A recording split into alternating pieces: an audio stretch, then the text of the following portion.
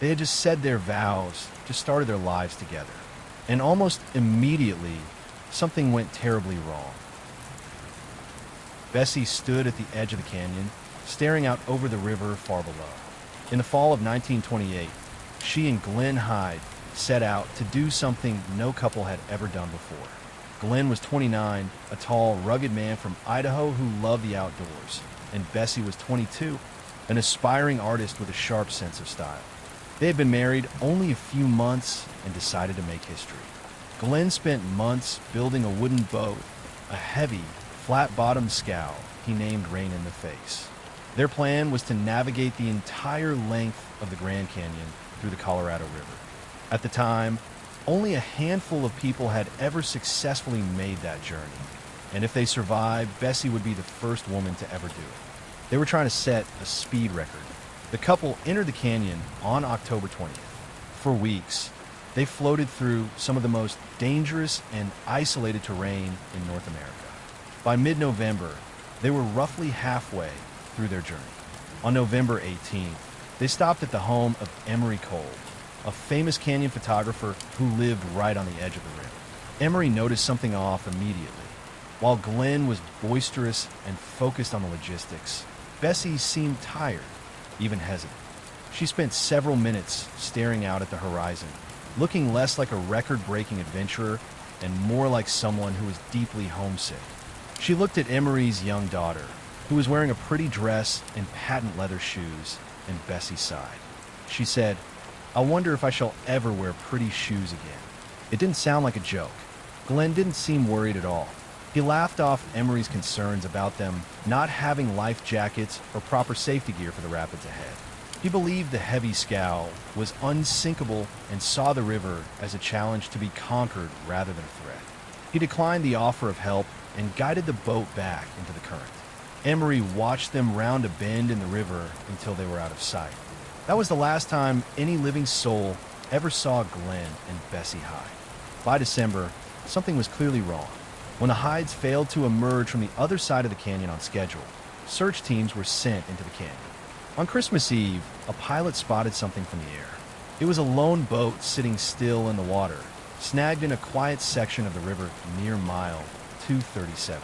When searchers reached the spot, they found the Rain in the Face. The boat was upright, steady, and completely intact. It wasn't filled with water or battered by the elements. In fact, it was snagged only because its bowline had fallen into the water and caught on a rock below the surface, acting like a natural anchor. Everything the Hydes owned was still on board. Their food, their heavy coats, and their expensive cameras were all untouched. Bessie's diary was still in the hold, with the final entry dated November 30th. It described their position near Diamond Creek, just a few miles upstream. The searchers went quiet. The boat was in such pristine condition that it looked like the occupants had just stepped away for a moment. A pot of beans was found on board, still sealed and ready to be cooked. Their bedrolls were dry and neatly stowed. In the quiet, canyon air, the searchers realized that for nearly a month, this ghost ship had been drifting down the river with no one at the helm. They checked the boat for any signs of damage that would suggest a violent crash, but the wooden hull was solid. There were no scratches on the side that would indicate they had hit a canyon wall. It didn't make sense for a boat to travel over 40 miles through some of the river's most treacherous rapids without a pilot. Yet here it was. The searchers were baffled. No sign of a struggle, no blood, and no evidence that the boat had ever flipped over. It was as if they had simply disappeared. Just upstream, there are rapids strong enough to throw someone overboard without flipping the boat. Investigators believed that Bessie fell in. Glenn jumped in to save her, and the river swept them both away, leaving the boat to drift until the rope caught. But this theory didn't explain why the boat was so orderly. Usually, in a panic, items are kicked over or lost overboard. Here, everything was tucked away as if they were prepared for a long night of sleep. As the days passed, investigators began to look closer at the diary. Bessie's handwriting was steady until the very end. There was no mention of fear or of the boat taking on water. This fueled a different, more disturbing set of theories. Glenn's father, who helped lead the search, became convinced that his son had been the victim of foul play. He looked at the rugged terrain and wondered if they had encountered someone else in the canyon, someone who didn't want to be found. But the lack of footprints on the shore and the fact that their valuables, including their expensive cameras and money, were left behind made robbery seem unlikely. As the years turned into decades, the story refused to stay settled. Rumors began to swirl that Bessie hadn't drowned. Some said she grew tired of Glenn's pressure and his speed record obsession. They whispered that she had hiked out of the canyon alone, leaving her past and her husband behind in the water. There were reports of a woman matching her description appearing in small towns far from the canyon rim, always looking over her shoulder. Every time a skeleton was found in the desert, people wondered if it was Glenn finally giving up his secrets.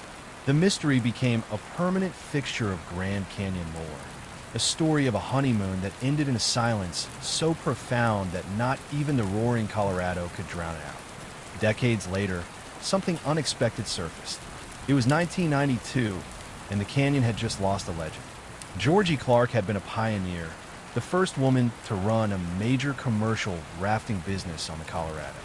She was a tough, secretive woman who guarded her private life with a ferocity that matched the rapids she ran. After she passed away, her friends went into her house to settle her estate, and what they found didn't make sense. Tucked away in a private drawer was a pistol, the original 1928 marriage certificate of Glenn and Bessie Hyde, and a birth certificate with a different name, Bessie DeRoss. People didn't know what to make of it. Georgie had appeared in the canyon shortly after Bessie Hyde vanished, and she had spent her entire life obsessed with the river. And it raised a question: could the woman who conquered the Grand Canyon have been the same woman who supposedly died there decades earlier? Georgie Clark was known for being intensely private about her past, often telling conflicting stories about where she came from. She had a visible scar on her hand that some claimed looked like a wound from struggle, and her physical stamina on the river was legendary, even into her 80s. Friends remembered how she would occasionally fall into a deep silence when the subject of the 1928 disappearance was mentioned around a campfire. The discovery of the marriage certificate seemed like a smoking gun to some, but to others, it was just a strange souvenir from a woman who collected river history. If Georgie really was Bessie, it meant she had managed to scale the sheer walls of the canyon alone in the winter of 1928, navigated hundreds of miles of wilderness, and completely reinvented herself under a new identity, all while returning to the very river that supposedly claimed her life. When investigators looked into the birth certificate, the name Bessie DeRoss didn't immediately lead to a clear connection, but it added another layer of deception to Georgie's life. Why would a river guide in the 1940s and 50s need to hide her true name so fiercely? Some speculated that Bessie Hyde had used the chaos of the river to escape an increasingly controlling husband. Glenn was known to be a taskmaster, pushing Bessie to her physical limits to achieve the fame he craved. If she had reached a breaking point, the river offered the perfect exit strategy. She could have slipped away at a quiet camp, knowing the river would be blamed for her death. Some people believe it may not have been an accident at all, while many historians now believe the physical evidence suggests Georgie and Bessie were two different people. Citing height differences and dental records, the discovery of the marriage certificate remains unexplained.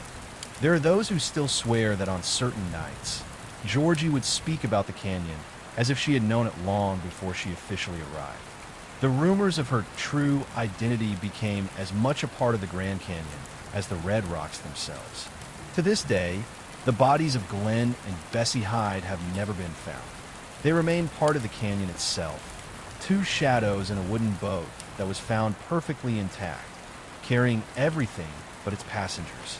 Their story became a legend of the river, but it was just a prelude to another family who would enter the American wilderness decades later, only to find that the heat of the desert can be just as unforgiving as the cold currents of the Colorado. The heat in Death Valley that day was unbearable. It is a place so hostile that the ground literally radiates heat long after the sun goes down. Egbert Rimkus, a 34-year-old architect from Germany, was on a dream vacation with his 11-year-old son George, his girlfriend Cornelia, and her 4-year-old son Max. They were tourists in a green Plymouth Voyager minivan, traveling through the vast landscapes of the American West. They were last seen at the visitor center, where they bought a map and headed toward the remote southern end of the park. This was one of the most dangerous times of the year to be off the main roads, but they seemed confident in their plan. When they failed to board their flight back to Germany, search teams began looking for them, but for months, there was nothing. The desert had swallowed a family of 4 without a trace. It wasn't until late October that a helicopter pilot spotted the van. It was miles away from any paved road, deep in the sand of Anvil Canyon, an area so remote that most rangers rarely visited it. When investigators reached the vehicle, the scene was unsettling. The van had been driven on flat tires and bent rims for the last 2 miles, as if someone was desperately trying to keep it moving through the deep, biting sand. It was positioned in a way that showed the driver had eventually given up trying to fight the terrain. Inside, they found a brand new tent, sleeping bags, and toys for the children scattered in the back. But there was no water, not a single drop. The heat inside that van would have been over 140 degrees within minutes of the engine stopping. The family had left the van behind and started walking. They were in a landscape that looked like the surface of the moon, with no shade and no landmarks. Based on the tracks, they didn't head back toward the main road where they might have found other tourists or a chance at a passing car. Instead, they walked south, deeper into the mountains, toward a high-security military base called the China Lake Naval Air Weapons Station. They were likely heading toward help.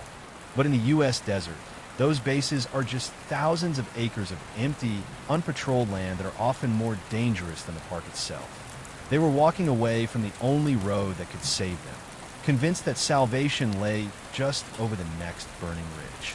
As the sun moved across the sky, the family would have been facing a level of dehydration that causes the mind to unravel. The ground is made of sharp rocks and loose sand that sucks the energy out of every step. Cornelia and the 2 children would have been struggling to keep up with Egbert as he led them toward the distant mountains. They left behind their identification, their money, and their comfort, taking only what they thought they needed to survive the trek. They were heading into a dead-end canyon with no exit. They were trapped between the heat of the valley floor and the impassable cliffs of the mountains. For years, no one knew what had happened to them. Then, in 2009, 2 volunteer searchers named Tom Mahood and Les Walker decided to test a theory. They put themselves in Egbert's shoes, thinking about the desperation of a father trying to save his family in the blinding heat. They hiked miles into a remote, rocky wash far south of the van. There, under the brutal sun, they found the remains. Identification belonging to Cornelia was scattered nearby. The family had made it much further than anyone thought possible, trekking through the desert with 2 small children in 120-degree heat. Investigators believe the heat overwhelmed them. One detail stood out. Among the scattered belongings was a single bottle of water. It wasn't empty. It was half full. In extreme heat stroke, people often become disoriented and lose the basic instinct to drink. They were found just a few miles from the military base, a place they thought was salvation, but was actually just more desert. They had been carrying water the entire time. They just never used it. In October 2003, Tina Watson was entering what she believed was the happiest chapter of her life. She was 26 years old, a manager at a department store in Alabama, known for being kind and easy to be around. She had recently married Gabe Watson, a man who seemed to be her perfect match. Gabe was an experienced diver, a certified rescue diver with over 50 log dives, and he wanted their honeymoon to be an adventure that pushed their limits. They flew to Townsville, Australia, planning to dive a reef. Tina was relatively new to the sport, having completed her certification only months before the trip specifically so she could share this passion with Gabe. On their second day at sea, they boarded a boat called the Spoil Sport to explore the SS Jan Gala, a world-famous shipwreck sitting 100 feet below the surface. The water was rough and the current was strong, but Gabe assured Tina that they would be fine. She trusted him completely as they suited up and rolled into the deep blue water. The descent started normally. They followed a line down toward the wreck, but only a few minutes into the dive, something went terribly wrong. According to Gabe's initial statement to the police, a sudden and powerful current began to pull Tina away from the safety of the line almost immediately. He claimed she began to panic, and in her frantic struggle, she accidentally knocked his mask and regulator loose. Gabe said he had to let go of her to fix his own equipment so he wouldn't drown himself in the middle of the current. By the time he cleared his mask and regained his bearings, he said Tina was already sinking rapidly toward the ocean floor, her arms outstretched and her eyes wide with fear. Gabe told investigators that he tried to swim down to reach her, but he realized he wasn't strong enough to pull her up from that depth. He decided the best course of action was to swim back to the surface to get professional help. When he broke the surface, he was shouting for the dive masters on the boat. One of them, a highly experienced diver named Wade Singleton, didn't hesitate. He plunged into the water and swam straight to the bottom, 100 feet down. He found Tina lying on the sandy floor next to the wreck. She was motionless, her eyes wide open, staring up through the water column. Wade brought her to the surface in a desperate rush. But despite nearly 40 minutes of resuscitation efforts on the deck of the boat, Tina never took another breath. The initial shock of the tragedy was felt by everyone on the boat, but as the crew began to decompress and look at the logistics of the accident, things didn't add up. Gabe's behavior on the boat after the incident was described by witnesses as unusually calm and detached. While the crew was devastated and Tina's body lay under a tarp, Gabe was seen talking casually with other passengers about the conditions of the water. More importantly, the physical evidence was starting to whisper a different story. The SS Yongala is a challenging dive, but it is not a place where an experienced rescue diver should lose their partner in clear water without a fight. Investigators began to look at the equipment Tina was wearing. Her tank was nearly full of air, her regulator was functioning perfectly, and her weight belt was still securely fastened. In a typical diving panic, a person's first instinct is to inflate their buoyancy compensator or drop their weights to rocket to the surface. Tina had done neither. It was as if she had been rendered unable to help herself, or someone had actively prevented her from doing so. The mystery was no longer just about a tragic accident. It was about what happened in the silence between Gabe letting go and Tina hitting the sand. As the Queensland police began their formal investigation, they caught a massive break from an unlikely source. Another tourist on the dive boat had been testing out an underwater camera at the exact moment the tragedy was unfolding near the wreck. When they developed the photos, one image stood out. In the background of a shot intended to be a simple souvenir of the reef, Tina can be seen lying on her back on the ocean floor. She is a small, pale figure against the dark sand of the reef. But the truly disturbing part of the photo is the figure of Gabe Watson. He is in the frame, but he isn't diving down to save her, and he isn't swimming toward the surface in a panic. He appears to be swimming horizontally, moving away from his wife with a posture that dive experts later described as calm. This image didn't match what he said about desperately trying to reach her when she sank. It looked less like a rescue attempt and more like a departure from a scene he had already finished. The investigation then turned to the dive computers both Gabe and Tina were wearing. These devices act like a black box for a flight, recording every foot of depth and every second of the dive. When technicians downloaded Gabe's data, they found that he had stayed at a depth of about 50 feet for several minutes after he claimed to have watched Tina sink into the abyss. His ascent to the surface was not a frantic emergency climb. It was a textbook perfect, slow ascent that followed every safety protocol to avoid the bends. For a man who claimed his wife was dying beneath him, his heart rate and breathing, as reflected in his air consumption data, didn't seem rushed throughout the entire event. Even more chilling was the discovery that investigators questioned the data from her dive computer, but they could not prove it had been deliberately altered. This suggested the device might have been manipulated to hide the true duration of the struggle or to reset the timeline of the dive to match a pre-planned story.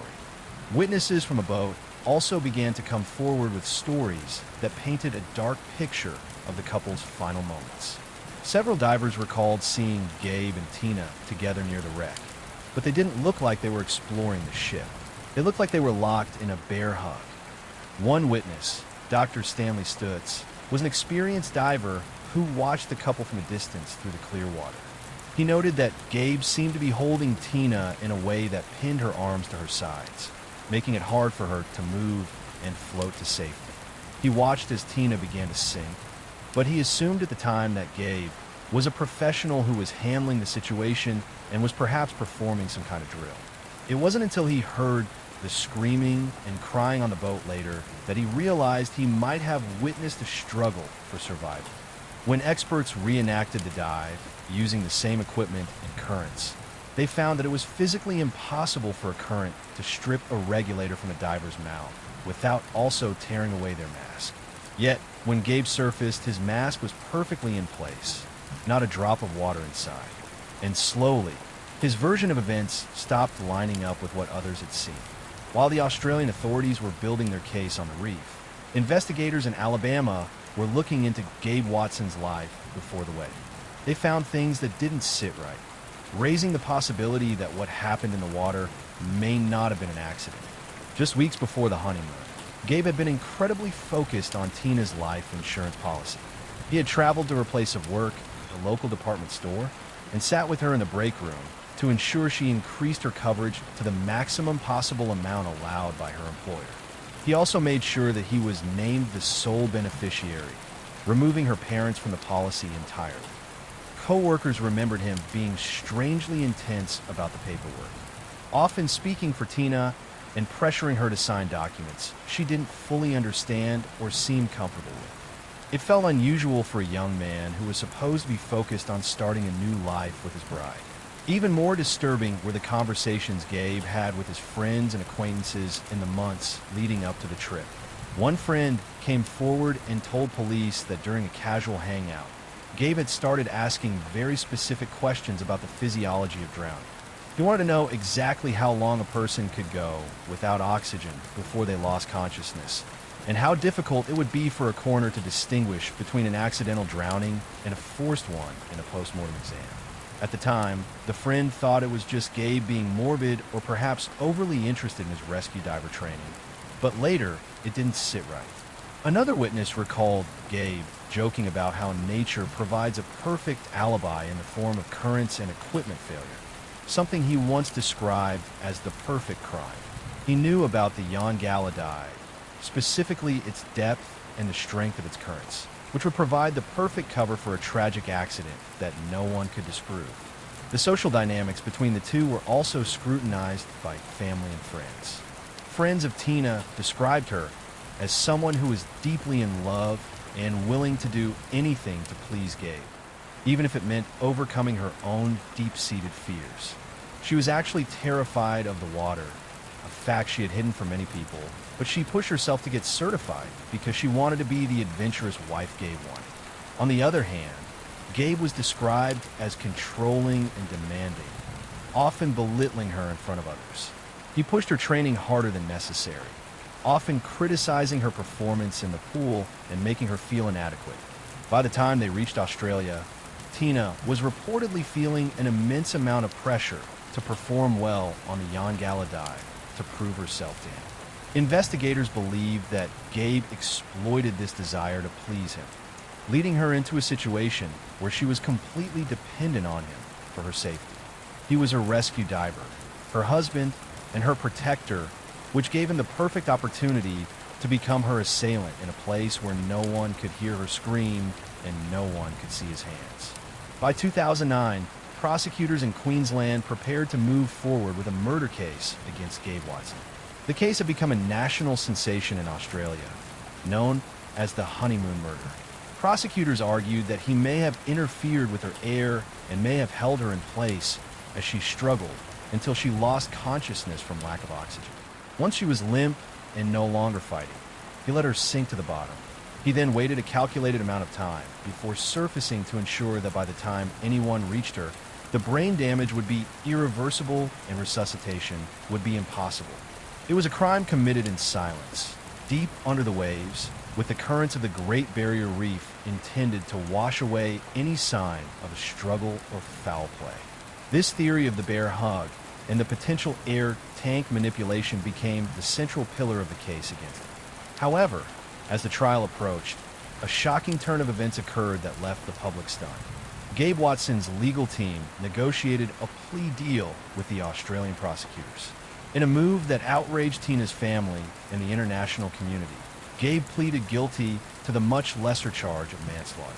He admitted to being criminally negligent in his failure to save his wife, claiming he simply wasn't capable of rescuing her, but he denied any intent to kill her.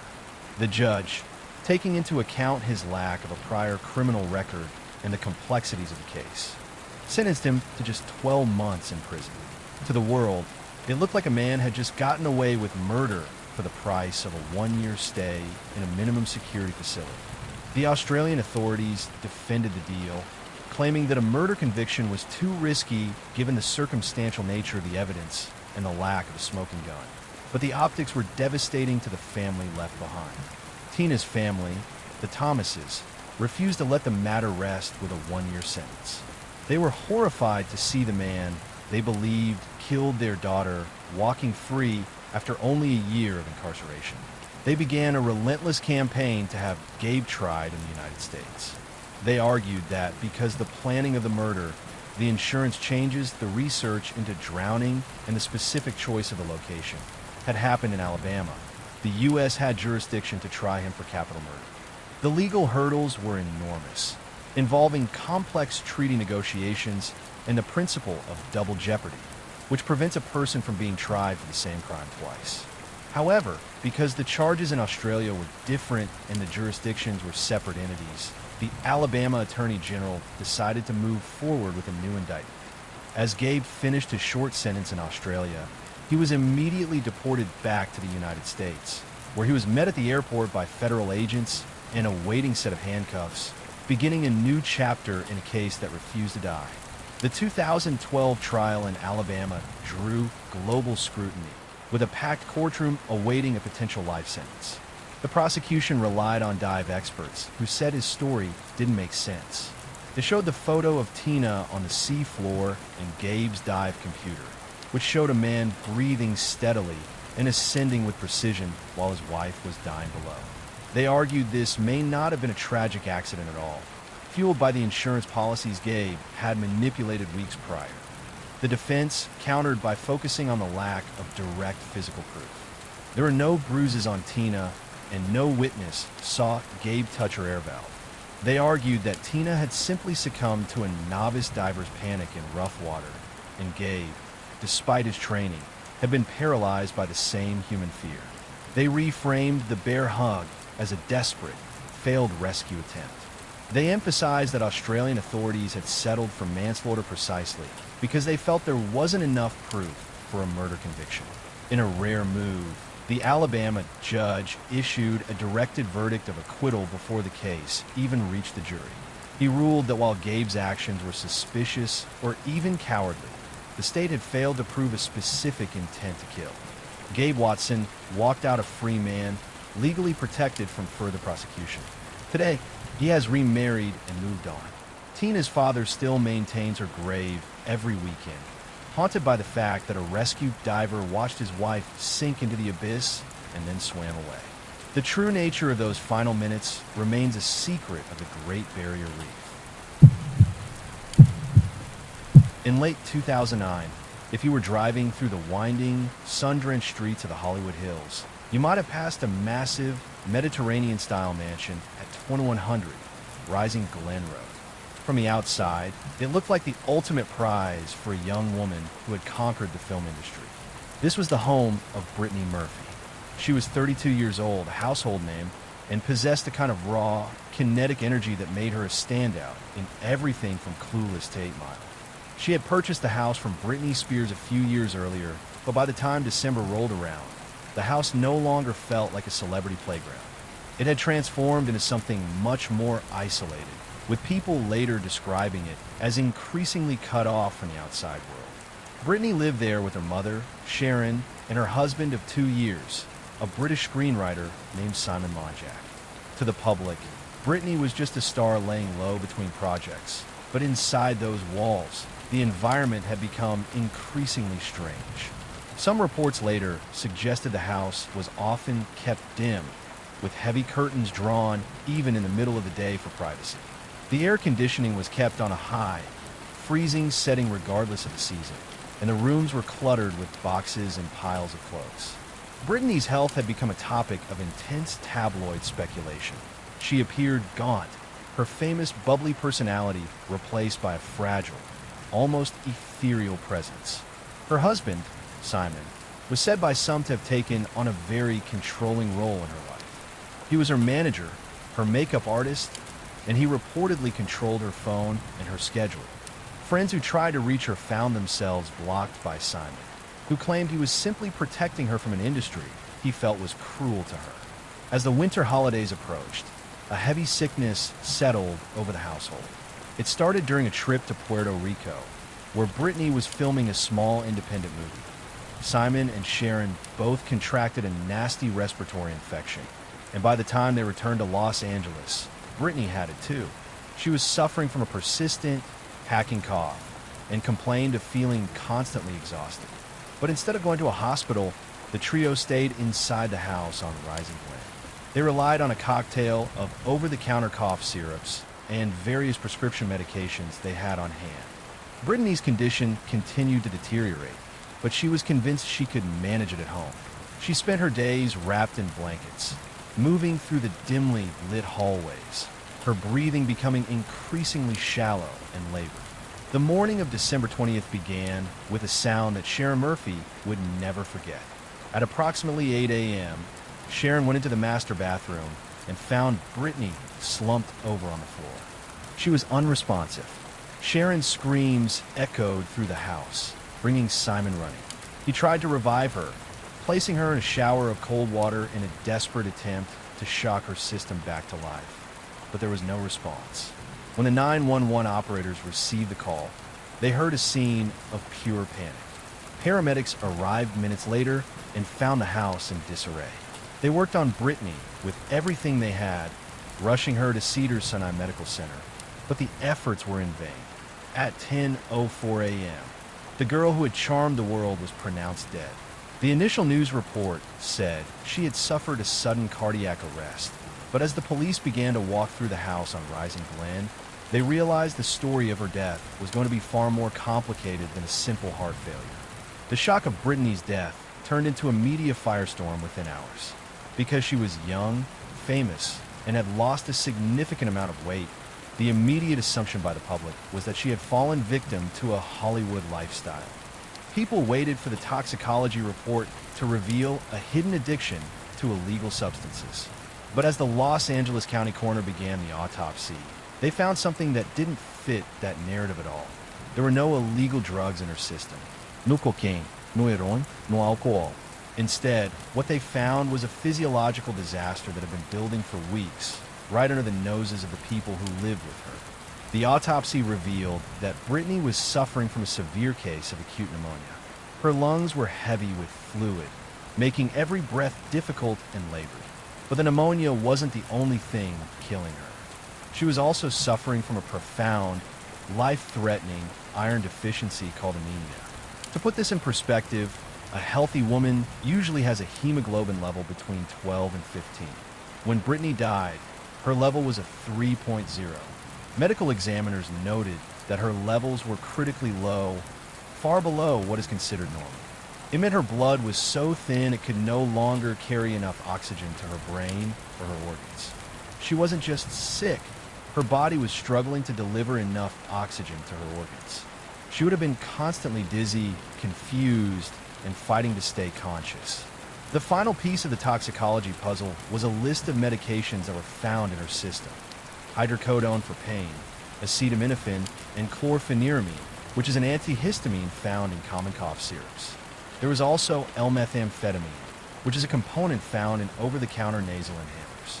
None of these drugs were present in overdose quantities.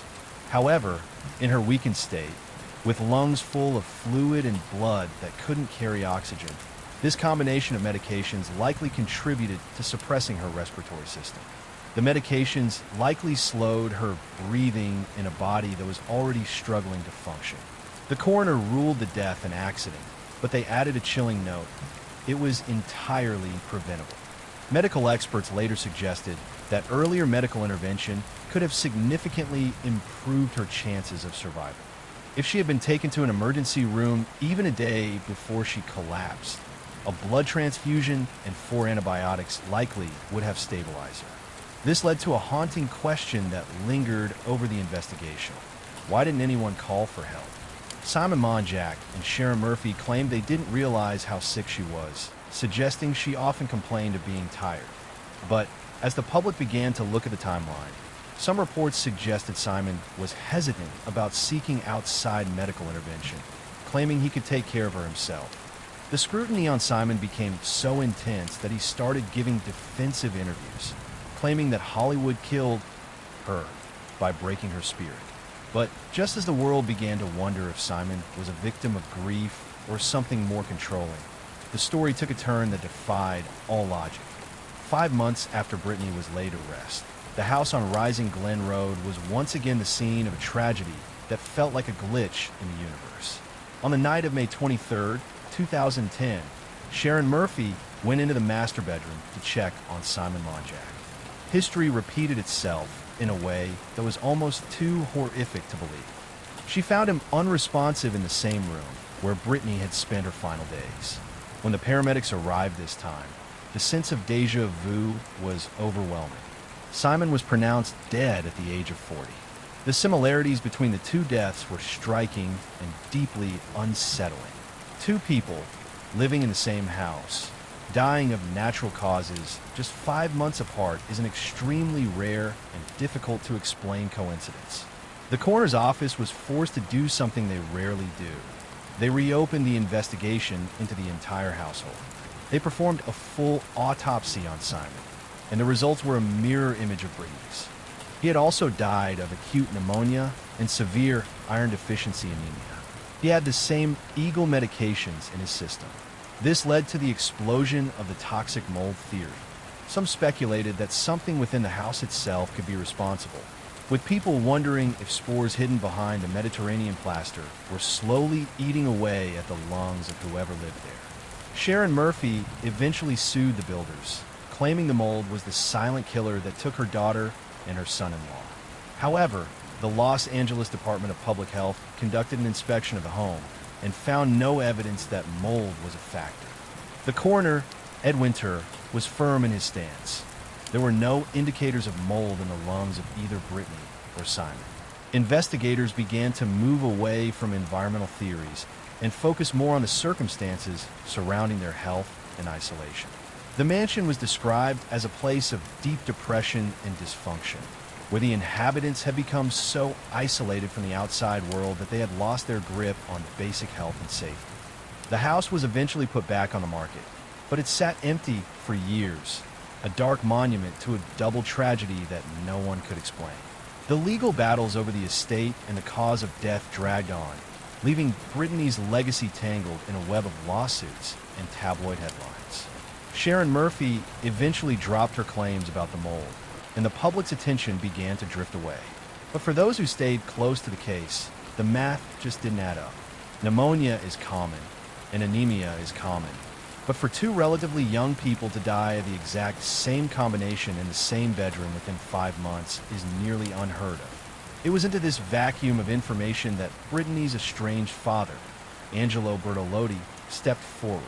He wasn't satisfied with the accidental ruling, and he was about to release a report that would suggest the possibility that something in her environment had been affecting her health. Years after the world had tried to move on, Angelo Bertolotti secured a court order to obtain hair and tissue samples from Brittany's remains. He sent them to an independent laboratory for a heavy metal screening, the kind of test the original coroner hadn't performed because they hadn't suspected foul play. When the results came back, they were explosive. The lab found 10 different heavy metals in Brittany's hair at levels that were significantly higher than the World Health Organization's safety standards. This included barium, which is a common ingredient in certain types of rat poison. For many, this seemed like a possible explanation that had been missing. Angelo publicly suggested that his daughter may have been poisoned by someone who had access to her food and her environment. However, as the forensic community looked at the results, The poisoning theory began to crumble under scientific scrutiny. Experts argued the findings were more consistent with environmental exposure rather than intentional poisoning. They pointed out that the heavy metals found in the hair samples were also common ingredients in high-end hair dyes, hairsprays, and cosmetic treatments. Because the samples were taken from the hair rather than the blood or organs, they likely represented external contamination rather than ingestion. The coroner refused to reopen the case, stating that the original findings of pneumonia and anemia remained the only scientifically supported causes of death. So, if it wasn't mold and it wasn't rat poison, what was the real story behind the death of Brittany Murphy? The tragic reality, revealed through countless documentaries and interviews with those who knew the couple, wasn't a criminal conspiracy, but a set of deeply concerning circumstances. Some later viewed the environment inside the home as deeply isolated, which may have contributed to how her condition worsened unnoticed.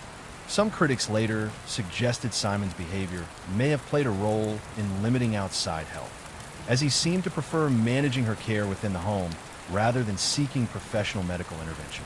In the end, investigators found no evidence of a larger conspiracy.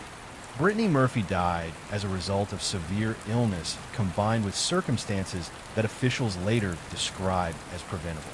The multiple drug intoxication wasn't a sign of addiction, but a sign of a household trying to manage a severe illness without the proper medical tools. Brittany spent her final hours in a state of confusion. Her condition so severe, she likely didn't fully understand what was happening, apologizing to her mother for being sick. The truth of 2100 Rising Glen is the story of a girl who had the whole world watching her, yet ended up in a place where no one was truly looking. The mansion has since been completely renovated, stripped to its bones to remove the memory of the darkness, leaving Brittany as a forever young image on a screen, a reminder of a light that was extinguished simply because it wasn't allowed to reach the sun. Just days after her wedding, Annie Indocha was exactly where she thought her life was finally beginning. She was an engineer, Swedish-born, and had a kind of energy that filled any room she walked into. In late 2010, she was at the absolute peak of that journey. She had just married Shreen Duani, a high-achieving businessman from Bristol, in a massive, colorful ceremony in Mumbai. This was the start of their life together, and for their honeymoon, they chose the rugged, breathtaking beauty of Cape Town, South Africa. On their second night, Saturday, November 13th, the couple had finished a high-end dinner at a restaurant in the Victoria and Alfred waterfront.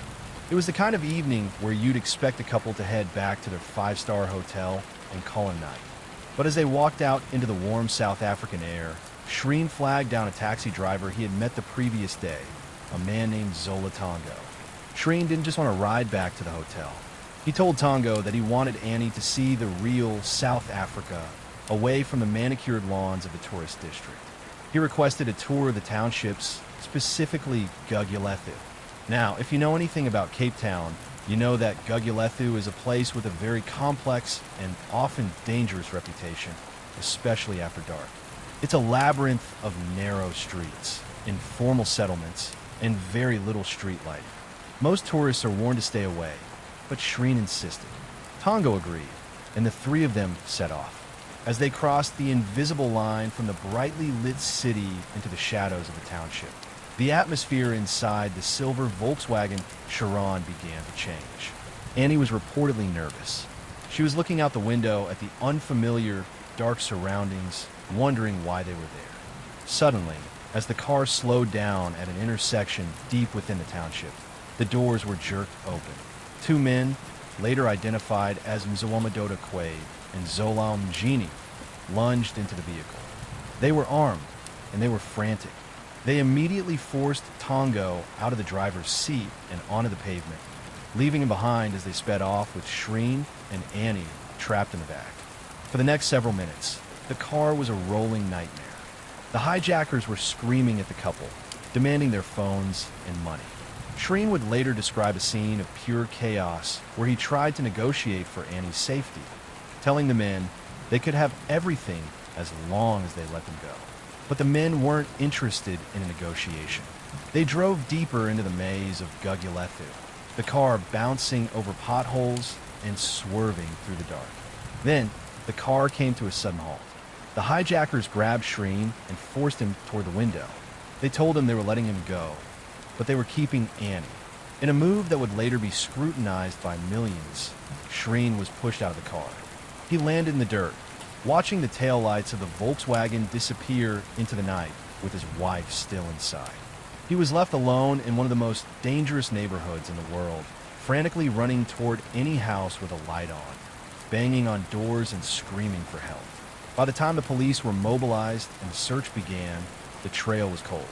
It wasn't until the sun began to rise the next morning that a police helicopter spotted the silver car abandoned on a quiet side street. When officers approached and looked through the glass, they found Annie. She was slumped over in the back seat, still wearing her black cocktail dress. She had been shot once in the neck. The dream honeymoon had ended in a desolate township, and the world was left wondering how a simple taxi ride could turn into a targeted execution.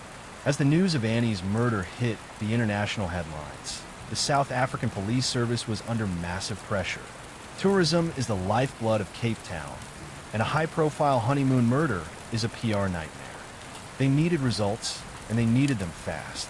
They started with the driver, Zola Tongo. Tongo was initially treated as a victim who had been hijacked along with the couple, but investigators noticed something odd.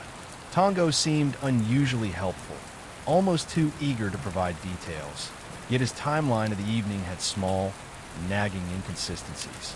When they checked his phone records, they found he had been in contact with two local men with criminal records, Quabe and Njini, in the hours leading up to the random hijacking. Within days, all three men were in custody. And then everything changed. During his interrogation, Zola Tongo didn't just admit to the hijacking. He claimed the entire thing was a staged hit, and he pointed the finger directly at the grieving husband, Shreen Duani. Tongo told police that Shreen had approached him the day before and asked if he knew anyone who could remove someone. He claimed Shreen offered him 15,000 rand, roughly $1,300, to arrange the murder. Tongo said the plan was to make it look like a tragic, random carjacking so that Shreen could return to the UK as a victim. According to Tongo, the reason they went to Gugulethu wasn't for a tour. It was because that was the designated kill zone where the gunmen were waiting. The police immediately pulled the CCTV footage from the Cape Grace Hotel, where the couple had been staying. What they saw on those tapes was chilling. They didn't see a couple in the throes of honeymoon bliss. Instead, they saw Shreen meeting with Zola Tongo multiple times in hidden corners of the hotel lobby. In one specific clip, Shreen is seen walking up to Tongo's taxi and handing him a plastic bag. Tongo claimed that bag contained the down payment for the murder. Another clip showed Shreen and Annie walking through the lobby, but they weren't holding hands or talking. They looked like strangers. Investigators began to look into Shreen's background and found that he was a man who lived his life in compartments. To his family in the UK and his new bride, he was a successful, traditional businessman. But behind the scenes, he was someone else entirely. The South African authorities realized they weren't looking at a botched robbery. They were looking at a cold, calculated conspiracy. They discovered that Shreen had been using his laptop to search for information on the safety of Cape Town and carjackings in South Africa before they even left the UK. More importantly, they found that Shreen had been involved in a secret life that involved male escorts and a lifestyle that would have been completely unacceptable to his conservative family. The theory was that Shreen felt trapped by the marriage he had just entered and saw Annie not as a partner, but as an obstacle to the life he actually wanted to lead. He couldn't get a divorce without shaming his family, so he decided to remove her in a way that would leave him with the world's sympathy. Armed with Tongo's confession and the surveillance footage, South Africa issued a formal warrant for Shreen Dewani's arrest. But by then, he was already back in Bristol, protected by British soil. When the extradition request landed on the desk of the British authorities, Shreen Dewani didn't go quietly. He hired one of the most expensive and aggressive legal teams in the country. They immediately launched a defense that centered not on his innocence, but on his mental health. Shreen was admitted to a psychiatric hospital, with his lawyers claiming he was suffering from acute stress disorder and severe clinical depression. They argued that he was a suicide risk and that the South African prison system was too dangerous and ill-equipped to handle someone in his condition. And just like that, everything slowed to a crawl. While Shreen was in the hospital, Annie's family, the Hindokas, were living a nightmare. They watched from Sweden as the man they had welcomed into their family fought every attempt to face the music. They made frequent trips to London, holding press conferences on the steps of the court, begging Shreen to just go back and tell his side of the story if he was truly innocent. The tension between the two families was palpable. Shreen's family accused the South African police of a witch hunt and claimed the hitmen were lying to get shorter sentences. Meanwhile, the prosecution in South Africa was building a massive file on Shreen's secret life. They began looking into a web of claims for men who had encountered Shreen in private. One name that surfaced in media reports was Christian Schutte, a South African escort. He claimed that he had been involved with Duani and that the businessman had discussed the internal struggles he faced regarding his sexuality. Another witness, known as the German Master, was a male escort named Leopold Leeser who claimed Shreen had visited him multiple times.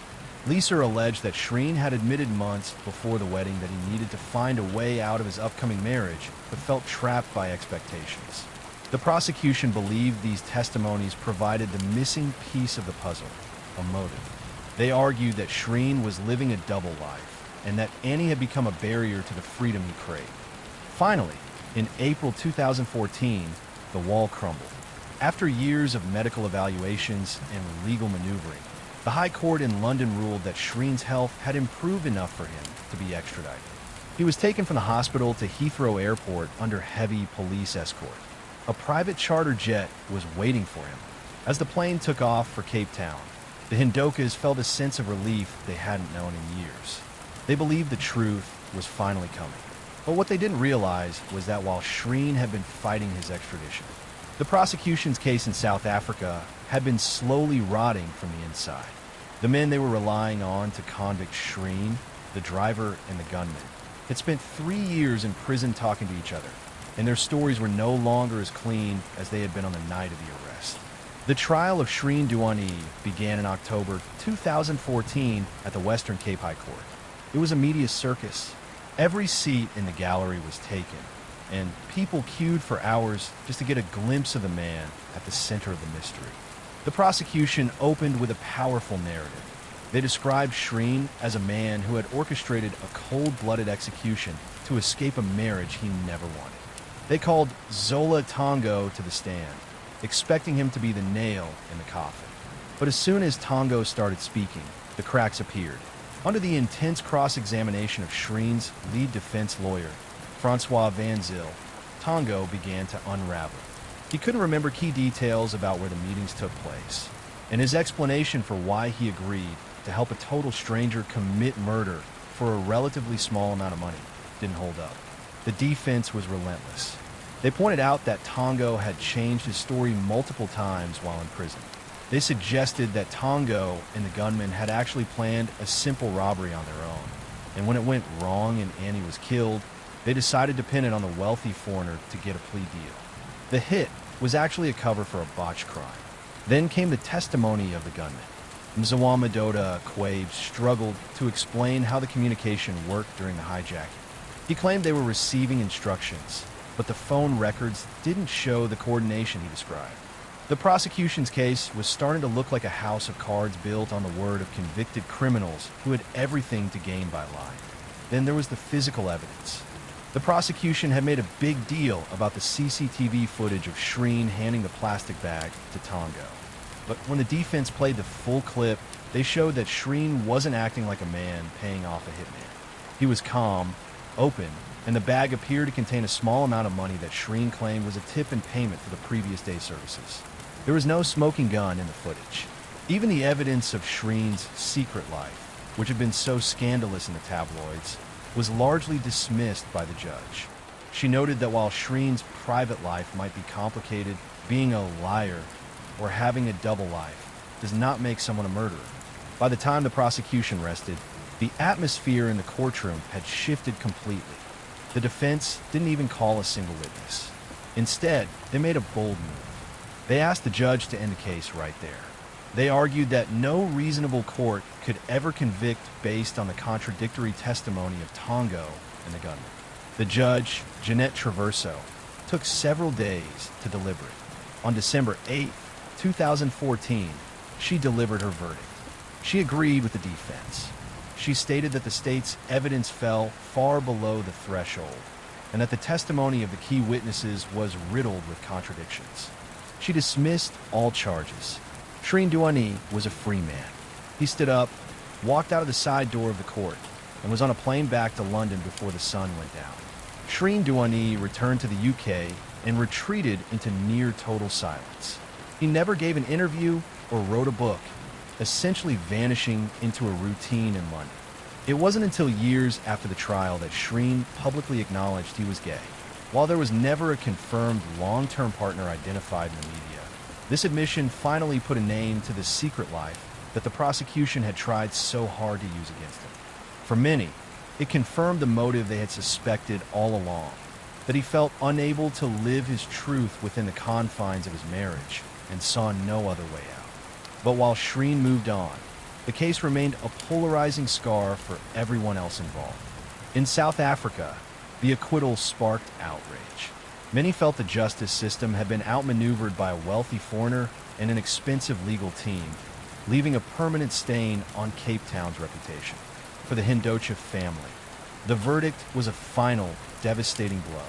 They had spent 4 years and a fortune chasing a trial that ended before it even reached a jury. Annie's father, Vinod, has spoken often of the hollowness he feels knowing the gunmen are in prison while the man he believes orchestrated the hit lives a normal life. They are left with a memorial in Sweden and the unanswered questions of Annie's final minutes. In the end, the murder of Annie Duani is a story with no winners. The truth never followed her out of Gugulethu. It stayed behind, buried somewhere in those dark streets, long after the car was found and the world moved on. Whether Shreen Duani was a victim of a monstrous coincidence or the mastermind behind a perfect crime is something only he truly knows. He carries that secret through the streets of London, while Annie remains a silent figure in a black dress, a victim of a night in Gugulethu that never should have happened. The truth remains buried in the township shadows, just out of reach, leaving behind only the vanished echoes of a honeymoon that ended before it ever truly began. If you enjoy stories like this, consider subscribing and share it with someone who would too.